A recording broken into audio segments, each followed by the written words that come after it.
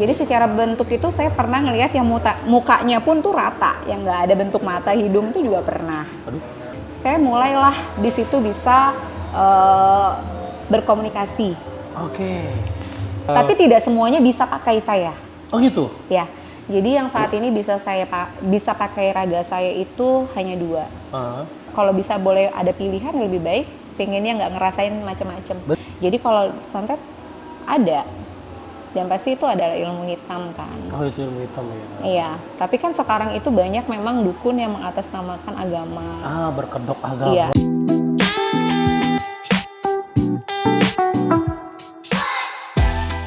Oke guys, assalamualaikum warahmatullahi wabarakatuh. Waalaikumsalam warahmatullahi wabarakatuh. Balik lagi kita di Dibilang Channel, dan kali ini kita di Dibilang Podcast lagi. Selalu ada cerita untuk dibilang. Nah, hari ini tepat banget, ini malam Jumat. Iya, pas ya momennya. Iya, pas banget momennya. Dan hari ini aku tuh pengen podcast yang berbeda. Biasanya kita podcast yang nyantai, agak serius, tapi kali ini kayaknya serius banget nanti ya.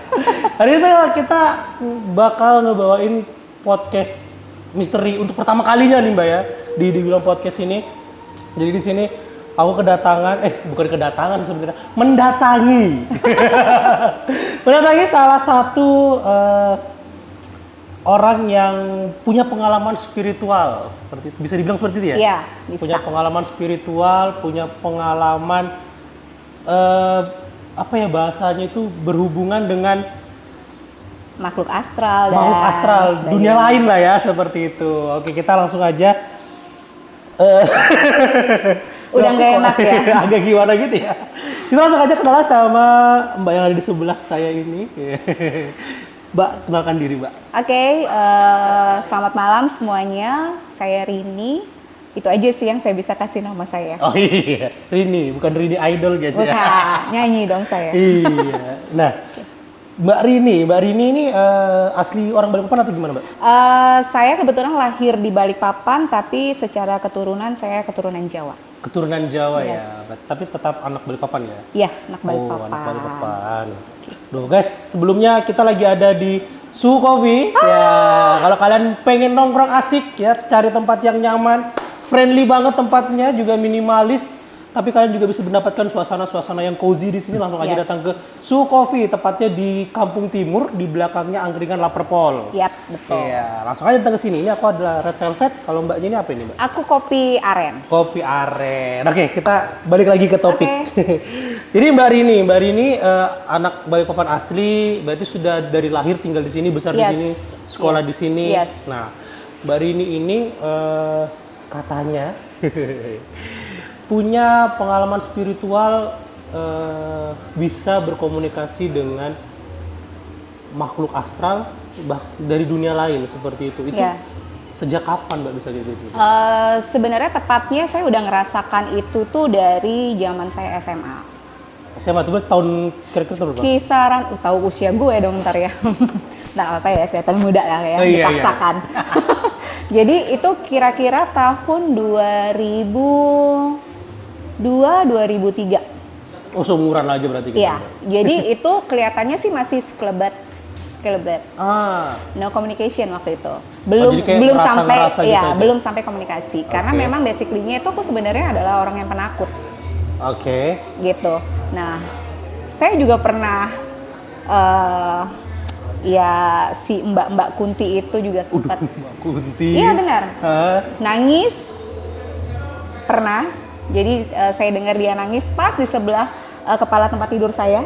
Karena kepala tempat tidur saya itu pas belakangnya adalah jendela. Oke. Nah, itu saya juga pernah. Terus di tempat kerja saya dulu juga pernah dia nyanyi. Tapi sebelum dia nyanyi itu malamnya sempat saya didatangin. Biasanya makhluk begitu tuh untuk ngasih tahu posisi dia itu lagi di mana, lagi di sini, posisinya di sini, tempatnya di sini. Cuma itu.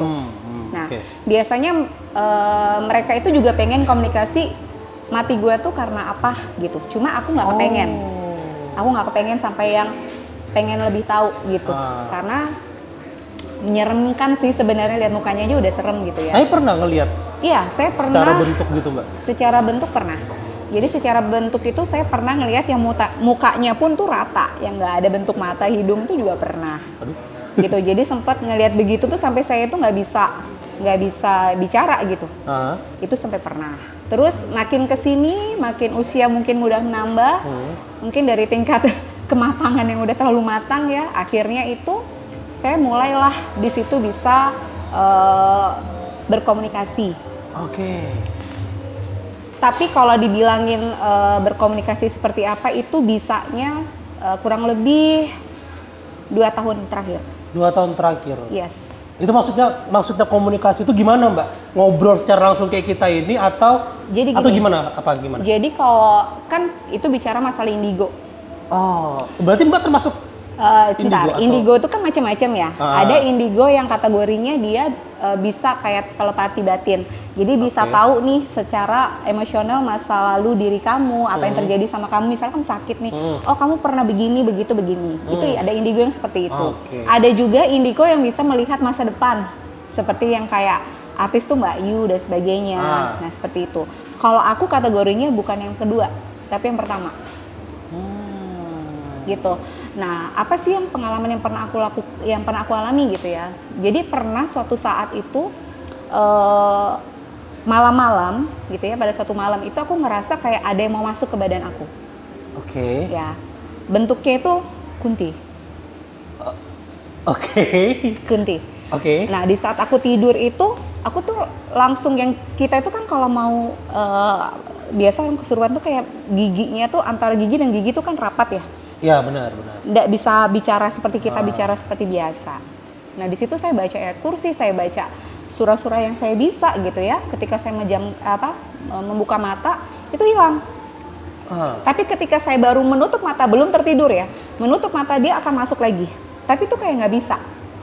Nah di saat itu sampai pagi, sampai saya pindah tempat tidur pun ke kamar orang tua saya, itu masih sama yang saya rasakan tuh kayak nggak bisa tidur, karena ketika saya mau merem pasti dia mau masuk ke badan saya. Nah pada saat siang hari, pagi hari itu saya cerita gitu, mah saya tuh ngerasa kok kayak ada yang mau masuk badan saya. Saya nggak nyaman gitu kan. Terus mama saya cuma bilang kenapa, nggak tahu. Nah sudahlah saya lupakan. Tapi di saat itu tuh kayak ada suara dari batin saya, coba deh kamu hubungin salah satu keluarga saya.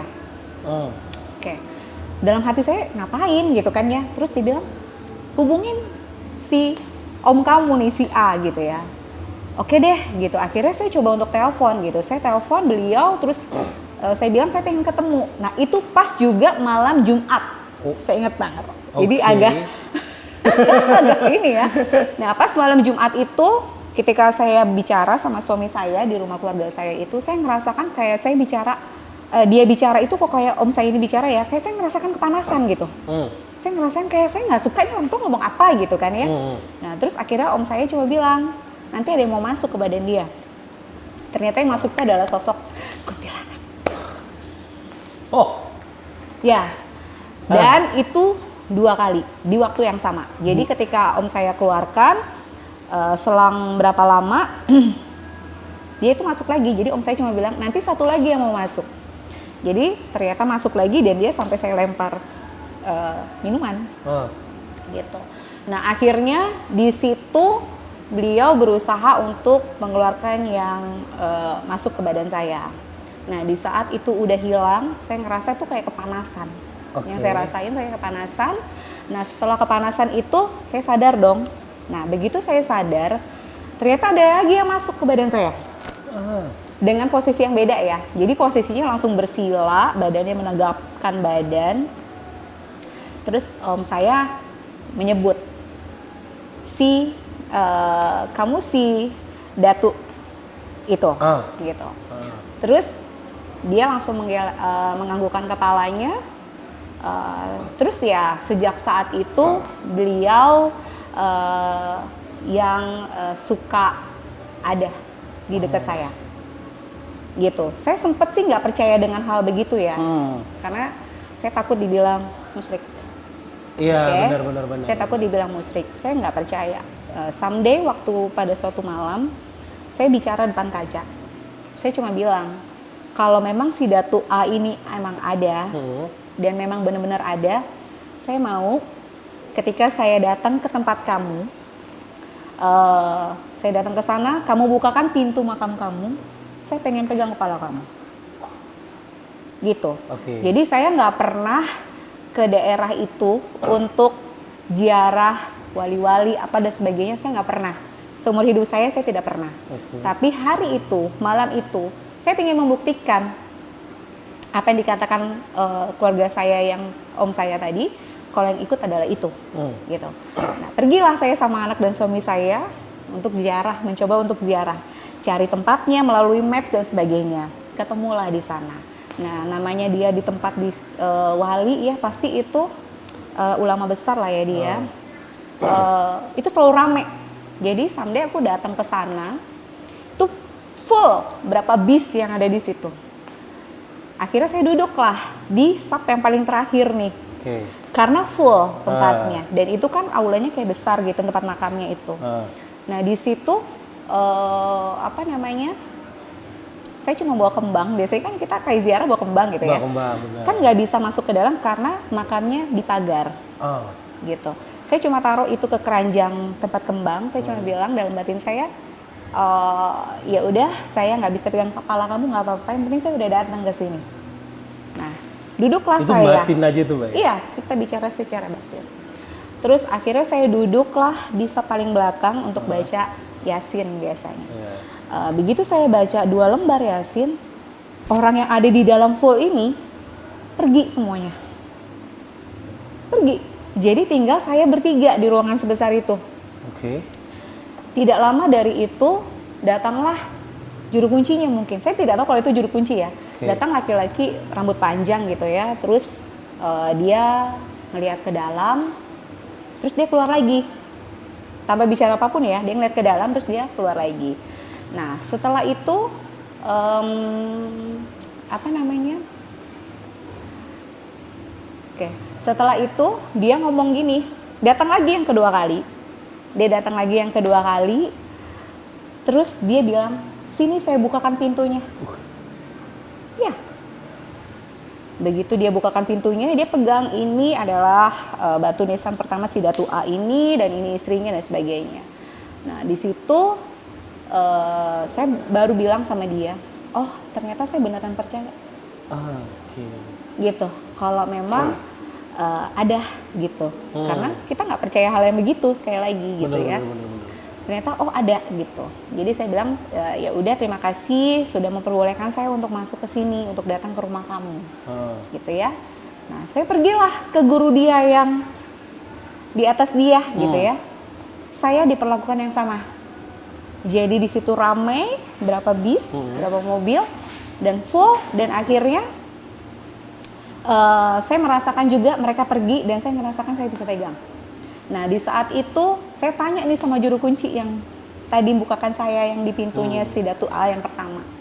Saya bilang, dia masuklah ke badan saya. Si Datunya itu? Iya. Oke. Dia ngucapin terima kasih karena udah memperbolehkan saya untuk masuk ke dalam rumah dia, gitu. Dan juru kunci ini juga kaget gitu ya. Dia langsung subhanallah, dia peluk anak saya, dia cium. Dia cuma bilang tidak semua manusia bisa seperti ini. Gitu. Terus akhirnya begitu saya sadar, saya cuma bilang saya juga nggak tahu kenapa saya bisa seperti ini, karena saya nggak ada turunan dari darah suku beliau. Iya. Gitu. Karena saya Jawa gitu. Terus kenapa kok Bapak akhirnya bukakan saya pintu? Tadinya saya tuh bingung gitu. Saya lagi duduk di luar dengan kondisi kan di dalam penuh. Tiba-tiba itu saya ngelihat sosok almarhum bapak saya, adalah juru kunci yang sebelumnya. Dia bilang ke saya, bukain, itu cucunya mau masuk gitu. Makanya saya masuk ke dalam, kok tinggal bertiga gitu. Saya keluar lagi, begitu saya keluar lagi saya duduk, dia ngomong yang sama lagi, bukain tuh cucunya mau masuk. Nah makanya saya sadar, oh mungkin kalian cucunya, makanya saya bukain. Nah, setahun berlalu saya datang lagi nih, baru-baru berapa bulan lalu ke tempat beliau untuk ziarah biasa, dan saya merasakan perlakuan yang sama. Gitu. Jadi akhirnya saya membuka mata bahwa oh ternyata memang ada. Dan kenapa beliau memilih saya pun saya juga maksudnya gini, saya juga nggak tahu. Hah? Karena ada ilmu itu turunan yang harus diturunkan. Ada juga yang pilihan. Dia yang memilih medianya untuk bisa berkomunikasi. Gitu. Kalau bicara secara ilmu, saya tidak pernah mendalami, mendapat ilmu apapun yang spiritual ya, seperti itu. Enggak. Gitu. Jadi, kenapa akhirnya ya saya baru sadar, oh ternyata mereka itu bisa juga berkomunikasi itu memilih untuk media yang ingin dia pakai untuk berkomunikasi. Nah, jadi di sini saya juga spiritual yang lain sebenarnya banyak banget. Sampai yang baru-baru ini saya alami adalah ketika saya pergi ke Cafe Puncak. Oke. Ya, saya itu seumur hidup tinggal di Balikpapan, ke Cafe Puncak itu kedua kalinya sama yang waktu itu. Jadi waktu itu teman-teman kerja saya ngajakin saya untuk coffee time lah di situ gitu kan. Nah, terus salah satu teman saya bilang, Rini di atas itu ada makam. Makam siapa? Saya bilang begitu. Ada, dia keturunan dari Sultan Haji Sulaiman. Ya. Kutai gitu kan. Oh iya gitu, saya belum pernah. Mau nggak ke atas? Ayo. Begitu saya ke atas, saya ngerasain udara yang berbeda, keadaan situasi yang berbeda yang saya rasain gitu. Jadi saya pergilah ke atas sama salah satu supir di kantor kami, saya dan rekan saya. Nah di situ itu teman saya pinjamlah kunci untuk bisa masuk ke situ. Nah begitu saya masuk, ya Allah walam ya, saya begitu masuk, assalamualaikum, saya ngelihat sosok yang luar biasa. Pakai mahkota kerajaan, tampan sekali, tinggi, besar. Dan saya tuh secara refleks aja udah langsung sedakep begini tau. Dan ngucapin salam, assalamualaikum, dan akhirnya yang itu di saya masuk ke saya. Itu juga masuk? Ya. Oke. Masuk dan doa bersama, mimpin doa. Nah di situ teman-teman saya bingung karena mereka nggak pernah tahu saya bisa, maksudnya ada yang masuk ke badan saya, mereka tidak pernah tahu kondisinya. Nah, karena yang mereka rasakan itu adalah, kok suara kamu beda banget. Oh, jadi pakai suara beliau gitu ya? Iya, pakai suara si Datu ini. Kok suara kamu beda banget. Nah, di situ, sesampainya ziarah di situ, saya turun dong ke bawah. Ternyata si Datu masuk lagi ke saya. Jadi, si pangeran, siapa namanya, saya lupa ya anaknya ini siapa ya, Sultan siapa saya lupa. Jadi dia cuma berpesan kepada kita semua nih yang ada masyarakat Balikpapan khususnya. Jadi kalau ke sana itu jangan dipakai buat tempat kotor ya guys. Iya. Ya, dan karena sepi ya di sana Mbak ya. Ya, zona nyaman ya kalau misalnya buat gitu kan ya. Nah, tapi dia berpesan jangan sampai itu dipakai buat tempat-tempat kotor. Terus itu banyak juga orang yang cari togel di sana. Jadi beliau berpesan kalau memang mau datang silakan datang untuk berziarah saja tanpa meminta apapun. Karena kalau meminta apapun itu dia minta sama Tuhan aja. Dia cuma sampaikan begitu. Jadi di saat Datu itu masuk ke saya, dia ngomong ke rekan-rekan saya. Jadi dia minta disampaikan kepada orang-orang khususnya warga Balikpapan. Jadi kalau datang ke sana datang aja ziarah gitu. Jadi nggak perlu minta ajian togel, nggak perlu apa. Karena kalau misalnya minta gitu itu makhluk yang lain gitu loh. Berarti bukan penunggunya, bukan yang dimaksud di situ ya? Bukan. Itu memang ada yang lain gitu. Iya. Karena kan sejatinya makam itu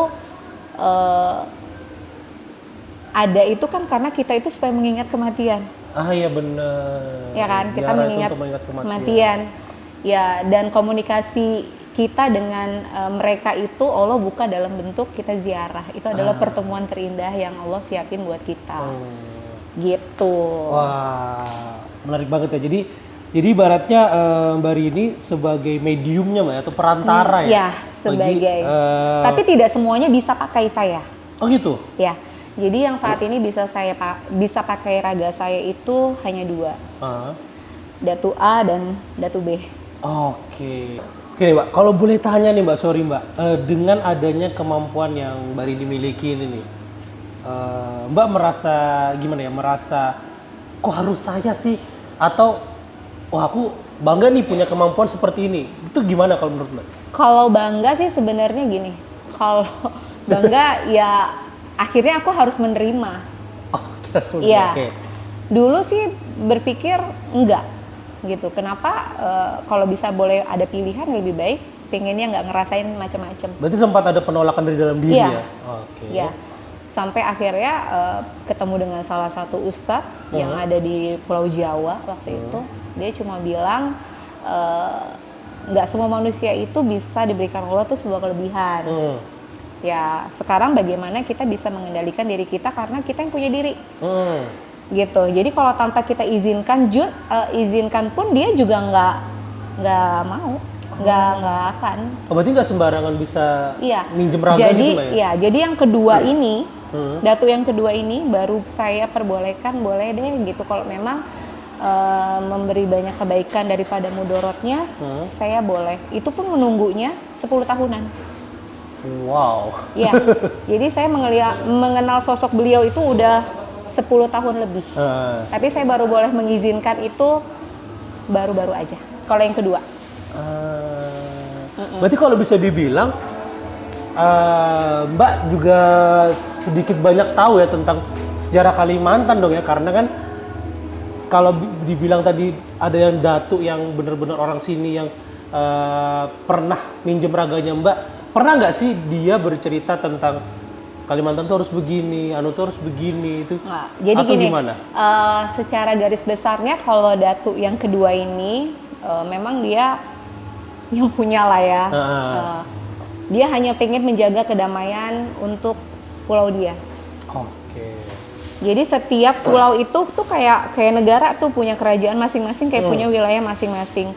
Jadi nggak bisa tuh woro-woro yang di Jawa yang cantik rupawan itu datang ke sini untuk meminta tumbal atau apa, itu nggak bisa. Oh, ada wilayahnya masing-masing. Ya, jadi benar-benar. Ibaratnya kita kalau misalnya mau keluar negeri kan kita harus kasih paspor dan sebagainya untuk izin. Nah, itu pun di dunia mereka tuh seperti itu. Jadi nggak bisa asal-asal sana masuk ke sini. Makanya kadang ada, kalau misalnya pernah kakak dengar, kalau misalnya ilmu dari sana nggak bisa masuk ke sini. nyebrang laut ya, Iya, seperti katanya itu gitu ya. ya. Benar, Nah, benar. itu sih secara logika ya. Mungkin saya nariknya secara logis seperti itu. Mbak boleh tanya nih, kan yang lagi Viral. lagi viral nih ya, antara pesulap merah dengan Gus Samsudin lah ya, bisa dibilang seperti itu. Kalau dari sisinya Mbak sendiri nih, kan Mbak berhubungan nih dengan hal-hal goib ya, ibaratnya seperti itu ya. Mengerti lah. Mengerti. Santet itu beneran ada sih nggak Mbak? Sebenarnya ada. Karena kan pesulap Itu merah ilmu pun kan juga berarti ya? meyakini itu ada, makanya dia nggak pernah ngomong, saya nggak percaya santet, kan nggak pernah dia keluar statement seperti itu. Oke. Kan. Karena memang kalau dilihat dari podcastnya dia kan memang leluhurnya dia adalah orang-orang pernah bisa mengobati, kan seperti itu. Jadi kalau santet ada, dan pasti itu adalah ilmu hitam kan. Oh, itu ilmu hitam ya. Iya, tapi kan sekarang itu banyak memang dukun yang mengatasnamakan agama. Berkedok agama. Iya, misalnya saya berpenampilan kayak gini nih, gitu. Mungkin kalau misalnya saya bisa ngobatin orang nih, mungkin ya. Kamu datang nih ke saya, kamu percaya nggak saya bisa ngobatin dengan penampilan saya yang seperti ini? Enggak dong. Enggak kan? Iya dong. Coba kalau misalnya saya pakai baju panjang, saya berpenampilan sesuai dengan agama saya, gitu. Kamu lebih percaya atau enggak?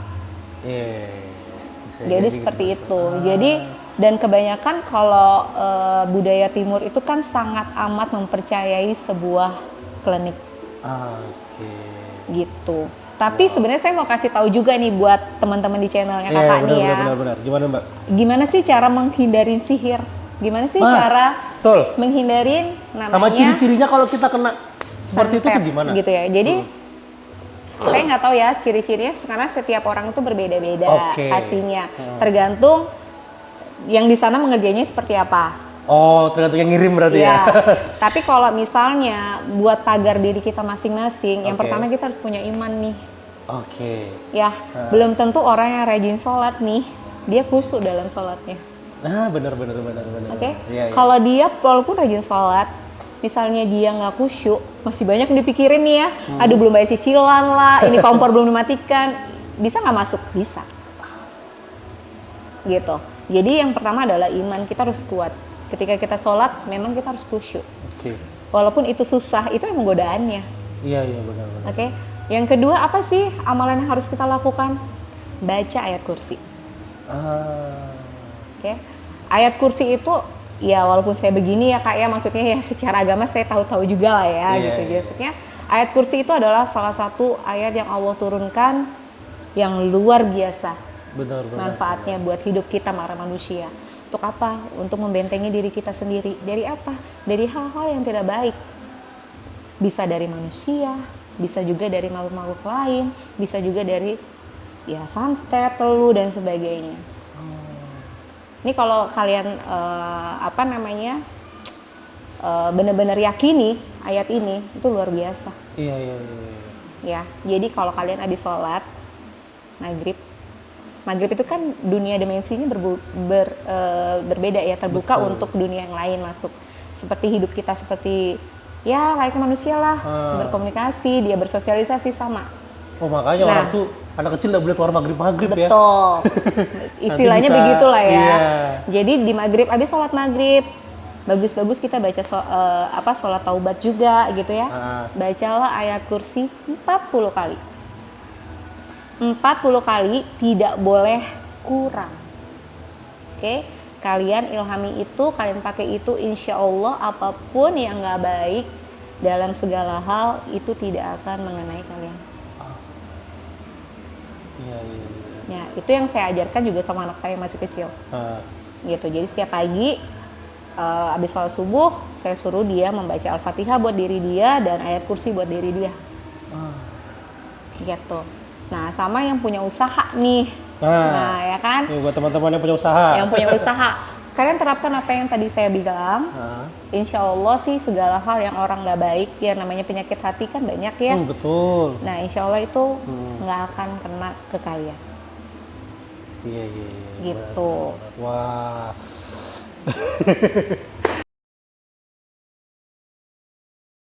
Oke guys, kita lanjut lagi ya. Sorry tadi kita break sebentar. Tadi pertanyaan terakhir adalah kepada Mbak Rini. Mbak, kemampuan yang Mbak miliki yang sekarang ini, itu tuh ketika Mbak sudah kayak sudah kayak nggak mampu, bahasanya bukan nggak mampu ya atau gimana gitu, bisa nggak sih itu dilepas Mbak? Bisa, kalau saya ya. Kalau memang saya nggak kepengen dipakai lagi, saya udah ngerasa saya udah nggak pengen berhubungan lagi sama mereka dalam arti komunikasi, dipakai lagi untuk berkomunikasi, saya bisa. Tapi kalau kan gini ya, ini tuh kan bukan ilmu turunan yang saya bilang tadi. Benar ini. Karena kan mereka yang memilih. Benar. Saya kan juga nggak pengen dipilih. Iya. Iya kan? Jadi ibarat kayak kita jatuh cinta nih. Kalau cuma dia yang cinta, tapi kita yang nggak mau kan nggak akan jadi. Betul, bertepuk sebelah tangan. Yes. Ya. Nah makanya saya bilang yang tadi yang Datu B ini, akhirnya setelah 10 tahun saya tahu dia, akhirnya saya boleh memperbolehkan dia untuk memakai raga saya untuk berkomunikasi dengan yang ada sesuatu yang mau disampaikan. Ibaratnya media penyampai itu ya dia nunggu 10 tahun untuk akhirnya saya bisa yang iya. Kalau memang saya sampai sekarang pun bilang enggak, dia nggak akan pernah bisa pakai raga saya. Nah someday kalau misalnya dia ngerasa saya udah nggak layak nih untuk jadi mediator dia untuk berkomunikasi, dia juga bisa tinggalkan saya. Dia udah nggak mau lagi.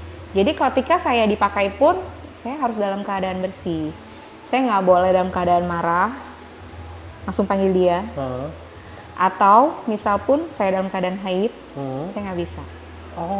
Tapi kadang kayak gitu, saya nggak panggil, misalnya saya nggak manggil pun dia untuk berkomunikasi. Misal kamu nanya ini ke saya apa gitu, saya bisa kan manggil dia untuk menyampaikan gitu kan ya. Tapi kalau misalnya saya kok jadi ngeblank ya. Sama, saya juga. Kayaknya kalau teman-teman bisa rasain gitu auranya udah nggak enak ya sebenarnya. Apakah dia ada di? Ada. Dari awal udah ada. Karena Okay. sebelum kita podcast ini pun saya udah minta izin beliau untuk boleh tidak gitu. Boleh, tapi tidak secara gamblang karena memang dia berpesan kasihan ke saya. Karena kan saya nggak punya ilmu apa-apa. Oh iya benar. Gitu. Saya cuma medianya saja. Jadi kalau misal pun dia ngerasa saya udah nggak layak gitu ya dia nggak mau. Dan makhluk itu pun maksudnya gini, kalau kita jauh dari Tuhan pun dia juga nggak mau, karena kita nggak punya bekal benteng iman gitu, gampang segala sesuatu yang masuk di kita kan dia nggak mau. Jadi kan kotor badan kita. Kayak gitu. Jadi dia bisa someday dia bisa juga nggak mau pakai raga kita lagi. Berarti kalau ceritanya sedemikian, berarti ketika Mbak mau dia datang atau Mbak mau manggil gitu tanpa butuh ritual Mbak ya kayak gitu ya? Enggak, jadi nggak pakai. Jadi kalau memang ada sesuatu nih dia ngerasa ada yang nggak benar gitu ya. Dari saya ngobrol sama Mas nih, tiba-tiba saya ngerasa ada yang nggak benar gitu kan ya. Dia bisa langsung tuh masuk untuk menyampaikan ini tuh salah, ini itu dan sebagainya. Tanpa saya minta dia untuk masuk ke badan saya. Oke. Gitu. Tapi kalaupun misalnya Mas butuhkan itu gitu, misalnya ada yang lebih spesifik, lebih dari kita ngobrol biasa gitu kan ya. Ya saya biasanya medianya saya harus sholat dulu. Saya harus sholat dulu, dan itu saya harus sholat taubat dulu. Harus sholat taubat dulu Yes. ya? Membahas tentang apa gitu ya? Tentang kalau di Kalimantan tuh kan sering kita dengar yang namanya kepuhunan ya. Itu kan banyak orang, misalnya orang keluar dari Kalimantan lah ya, kalau nanya tentang kepuhunan, apa sih kepuhunan itu? Emang itu mitosnya mitosnya Kalimantan atau itu hal gaib atau gimana? Kalau menurut pandangan Mbak gimana sih? Sebenarnya itu susah untuk diartikan ya, itu larinya kemana. Tapi kalau dibilang mitos itu nyata. Iya benar. Iya kan, tapi kalau nggak dipercayai ya itu memang juga nyata gitu. Iya juga ya. Jadi istilahnya gini, setiap daerah itu kan punya kultur masing-masing nih Kak. Betul. Kayak misalnya kita pergi ke selatan deh gitu, pantai selatan gitu. Nggak boleh loh pakai baju hijau. Iya nggak? Ntar kamu jadi kayak gini gitu. Sama seperti di Kalimantan, kamu nggak boleh loh nolak tawaran makan dari orang tuh. Betul. Ya, nanti kamu namanya kepuhunan, ibaratnya. Jadi istilahnya kalau di kita kan bajapa itu, Bacapai ya kan lah, setidaknya yeah. Kayak yang disakralkan kan kopi, ketan, apalagi nasi kuning, yang kayak gitu ya. Ya setidaknya disentuh udah cukup. Tapi itu percaya nggak percaya saya juga pernah mengalami. Oke. Jadi dulu waktu pas acara keluarga kan biasanya itu ada macam-macam makanan nih. Nah gue tertarik nih namanya ketan, ya kan ditumbuk-tumbuk gitu lah ya, ketan tumbuk itu. Jadi gue pengen makan karena ditawarin juga gitu kan. Terus gue pengen makan tapi udahlah nanti aja gitu. Terus akhirnya saya pulang nih. Saya lupa nih karena ditawarin. Terus keinget di jalan dan akhirnya gue jatuh, tahu-tahu udah di aspal aja gue ngelosor. Iya. Gitu. Jadi percaya nggak percaya memang itu ada. Dan temanku pun juga gitu ditawarin sop singkong. Dia nggak mau japai itu, ternyata terjadilah kecelakaan di hari itu juga. Jadi itu percaya nggak percaya ya kita harus menghargai sebuah budaya di daerah tempat kita masing-masing. Betul, berarti itu seperti pepatah ya guys ya, di mana bumi dipijak di situ langit dijunjung. Betul sekali. Jadi kalau kalian nanti misalnya teman-teman ada yang dari luar Pulau Kalimantan, ketika kalian sampai di Kalimantan, entah cari kerja atau berkeluarga atau segala macam, ketika disuguhi sama warga sini, setidaknya ya dijapai lah ya, apa sih bahasanya kalau dijapai? Dipegang terus kayak dirasain kayak ibaratnya kita menghormati lah, mencicipi lah ya gitu ya. Menghormati pemberian tuan rumah lah ibarat seperti itu. Betul. Karena itu kultur sih dari Dayak, suku Dayak itu kultur ya kan. Jadi ketika kita, ya saya sih pingin ya suatu saat semoga saya bisa ke sana ke pedalaman gitu ya. Jadi kalau ditawarin ya harus kamu makan. Bener. Gitu, itu karena bentuk rasa kita menghormati dan menghargai yang kita datangi. Bener. Dan dia kan sebagai tuan rumah juga memberikan yang terbaik buat kita. Itu ada loh di agama kita kan secara Muslim. Iya benar. Karena apa namanya Allah itu memuliakan para tamu. Betul. Gitu. Wah keren banget. Sebenarnya aku agak merinding sih ya. Tapi kita nggak bicara secara hantu loh sebenarnya. Iya. Cuma ya setidaknya menyerempet tentang hal yang di luar nalar lah ya. Kalau banyak orang bilang seperti itu kan. Tapi Mbak, aku kepo aja nih ya. Dengan kemampuan yang Mbak punya, pernah Mbak kamu dibilangin sama orang tuh halu gitu Mbak? Mengada-ngada bisa gitu. saya belum pernah dengar. Heeh. Dan kebetulan beliau pas pakai ke saya pun bukan kepada orang yang seperti itu. Jadi memang orang yang memang bertanya pada saya gitu, dan lagi komunikasi ya tiba-tiba dia masuk dan sebagainya. Jadi belum ada sih saya mendengar dibilang halu apa yang saya bicarakan. Oke. Gitu. Karena pun kalaupun tahu tanpa mereka tanya, gue juga nggak perlu untuk bicara. Di sini ada loh, di sini apa enggak. Oh. Tapi Mbak, kok bisa ngerasain kayak misalnya ke suatu tempat nih, ada nih penunggunya di situ, tapi bisa ngeliat bentuknya atau merasakan atau bisa ngeliat juga? Merasakan ya? Iya. Lebih tepatnya lebih ke merasakan. Jadi merasakan itu juga kelihatan tuh bentuknya apa, seperti apa. Oh, bisa menggambarkan gitu ya, Iya. walaupun nggak secara gamblang. Dan biasanya saya di tempat baru seperti itu. Oke. Di tempat baru biasanya ya mereka cuma kadang tuh ngasih tahu aja sih mereka ada gitu. Jadi yang satu kita ilhami ya ternyata Allah itu juga menciptakan manusia, bukan cuma manusia tapi juga makhluk Ada yang makhluk lainnya. yang lain seperti itu. Berarti kalau boleh tanya nih Mbak, ketika kamu datang ke sebuah tempat ibaratnya warung lah ya, atau warung itu punya pesugihan lah seperti itu kok bisa ngerasain gitu Mbak? Enggak. Atau gimana? Oh enggak? Oke. Sebenarnya pelaris itu kayak apa ya? Sebenarnya pelaris itu tuh gini, kalau misalnya pelaris ya kamu jualan kopi ini bisa laris banget, orang sampai antri-antri dong kalau memang pelaris itu ada. Iya benar. Iya nggak sih? Iya. Itu sih logikanya. Kan ada beberapa tempat yang, ini rame ini pakai pelaris pasti ini. Gitu. Biasanya tuh yang kayak gitu tuh kayak mereka tuh punya perjanjian sama jin. Oh sama jin ya gitu ya? Karena kan itu kita harus ngasih makan dia. Yang jin itu perankan adalah memanggil orang untuk makan, untuk datang lagi sih istilahnya, tapi bukan untuk pelaris yang laris banget. Jadi lebih tepatnya orang untuk datang lagi. Oh, berarti secara nggak langsung orangnya ya itu aja ya, cuma dia sering datang ke situ makanya kelihatannya ramai. Gitu. Oke, wah keren banget nih. Aduh, aku jadi banyak tahu ya tentang seluk-beluk dunia lain lah ibaratnya. Karena secara nggak langsung, sorry to say aku juga nggak terlalu percaya gitu Mbak. Karena kan memang kita belum ada pengalaman ke sana gitu kan. Tapi pas belum pernah. Kemarin udah. Iya. Saya baru percaya guys. Ketika itu aku wah ternyata ada itu di sekitar kita, dan memang mereka memilih orang itu nggak sembarangan untuk bisa dijadikan mediator komunikasi dengan makhluk kasat mata seperti kita gitu ya. Jadi makhluk-makhluk yang tidak kasat mata, makhluk-makhluk astral, makhluk-makhluk yang. Dan satu hal lagi, biasanya yang kayak seperti itu mereka tidak mau nih kayak misal ada kamera. Nggak mau. Jadi kalau misalnya di kamera itu ya pasti jin yang seperti Kunti dan sebagainya gitu. Mereka tuh merasa bangga. Eksis lah mereka. Tapi kalau yang seperti itu mereka lebih tidak. Oh berarti kalau yang kayak acara-acara manggil orang masuk ke dalam gitu, ngaku-ngaku dia penunggu datu apa segala macam. Jadi gini, dia bisa medianya bisa dibuka untuk dimensi yang lain itu masuk ke dia, siapapun bisa pakai. Okay. Tapi kalau aku enggak. Aku tidak mau yang lain itu masuk.